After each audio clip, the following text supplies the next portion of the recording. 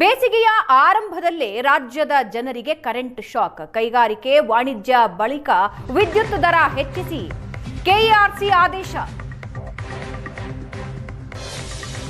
ಎಸ್ಕಾಂಗಳ ಒತ್ತಡಕ್ಕೆ ಮಣಿದು ದರ ಹೆಚ್ಚಳ ಮಾಡಿದ ಕೆಇಆರ್ಸಿ. ವಾಣಿಜ್ಯ ಮತ್ತು ಕೈಗಾರಿಕೆಗಳಿಗೆ ಬಳಕೆ ವಿದ್ಯುತ್ ದರ ಹೆಚ್ಚಳ.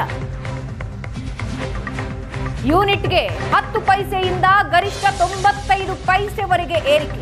ಎಸ್ಕಾಂಗಳ ಆರ್ಥಿಕ ನಷ್ಟದ ನೆಪವೊಡ್ಡಿ ವಿದ್ಯುತ್ ದರ ಏರಿಕೆ. ಏಪ್ರಿಲ್ 1ನೇ ತಾರೀಕಿನಿಂದ ಈ ಏರಿಕೆಯ ದರ ಅನ್ವಯ ಆಗುತ್ತೆ. ವಿದ್ಯುತ್ ದರ ಏರಿಕೆ ಆದೇಶ ಹೊರಡಿಸಿದ್ದು, ಗೃಹ ಬಳಕೆಗೆ ವಿದ್ಯುತ್ ದರದಲ್ಲಿ ಯಾವುದೇ ಬದಲಾವಣೆ ಇರೋದಿಲ್ಲ.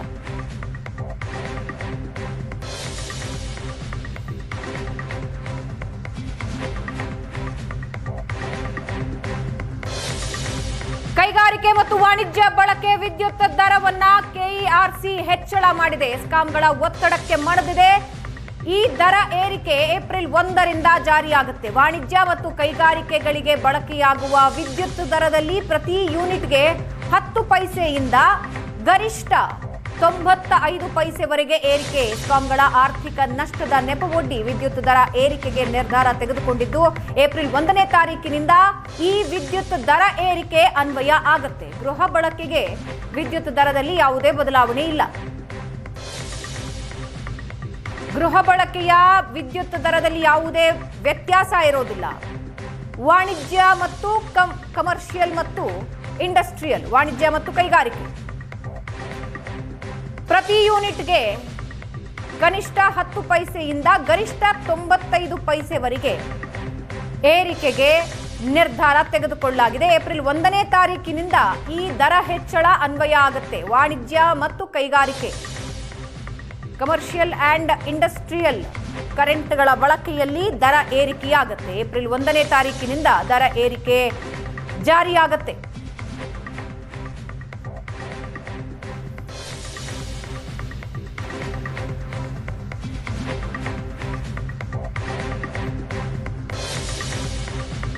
ಬೇಸಿಗೆ ಈಗಷ್ಟೇ ಆರಂಭ ಆಗ್ತಾ ಇದೆ. ಆರಂಭದಲ್ಲಿಯೇ ಕೆಇಆರ್ಸಿ ಆದೇಶ ಹೊರಡಿಸಿದ್ದು, ವಾಣಿಜ್ಯ ಮತ್ತು ಕೈಗಾರಿಕೆ ಈ ಎರಡರ ವಿದ್ಯುತ್ ದರದಲ್ಲಿ ಏರಿಕೆ ಮಾಡಿದೆ. ಏಪ್ರಿಲ್ 1ನೇ ತಾರೀಕಿನಿಂದ ಹೆಚ್ಚಳವಾದ ದರ ಜಾರಿಯಾಗುತ್ತೆ.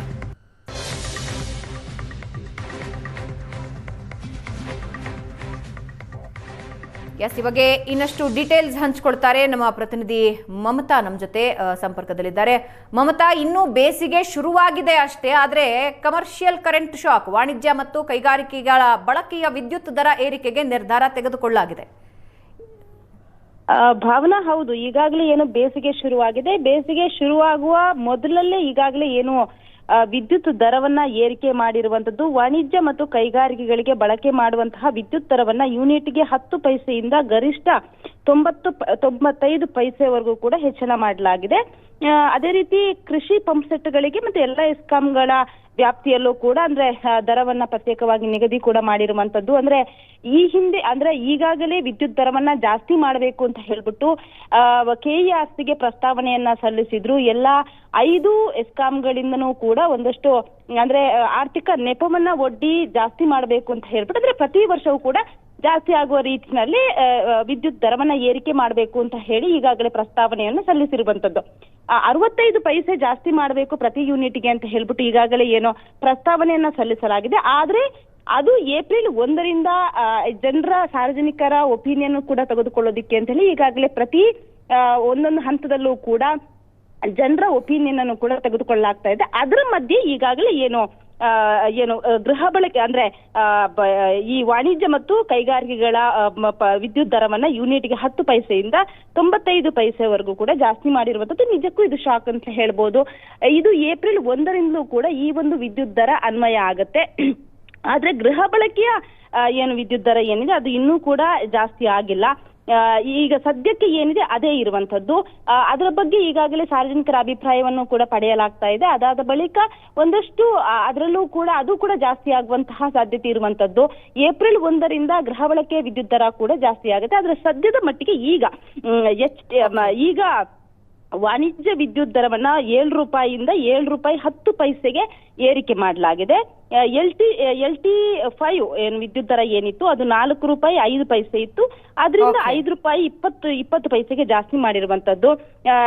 HT2A ಏನಿದೆ ಅದು ₹6.60 ಇತ್ತು. ಅದನ್ನ ₹6.70 ಅಂದ್ರೆ 10 ಪೈಸೆಯನ್ನ ಹೆಚ್ಚು ಮಾಡಿರುವಂತದ್ದು.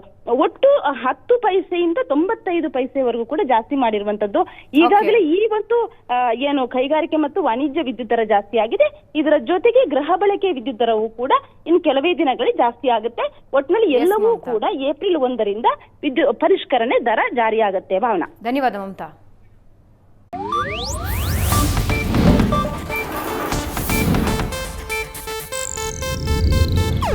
ಇದು ಏಷ್ಯಾನೆಟ್ ನ್ಯೂಸ್ ನೆಟ್ವರ್ಕ್ ಪ್ರಸ್ತುತಿ.